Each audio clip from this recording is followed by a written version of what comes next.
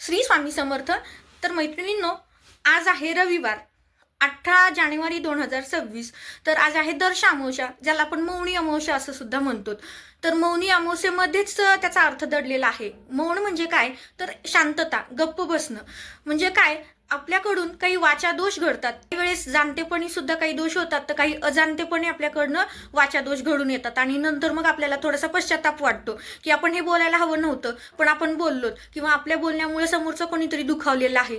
तर ह्या सगळ्या गोष्टींचं म्हणजे ह्या वाचा दोषाचं आपल्याला पाप लागू नये किंवा पातक लागू नये, यासाठी आपल्याला या दिवशी मौनी अमावस्येचं निमित्त साधून या दिवशी पूर्ण दिवसभर आपल्याला शांत राहायचं आहे. म्हणजेच काय, मौन राहायचं आहे शक्यतोपर्यंत. म्हणजे जे साधू संत असतात ते दिवसभर मौन पाळतात, पण आपल्याला ते शक्य नाही. तर कमीत कमी आपल्याकडून कुठलेही आणखीन वाचा दोष होऊ नये यासाठी तरी आपण कमी बोलायचं आहे थोडक्यात.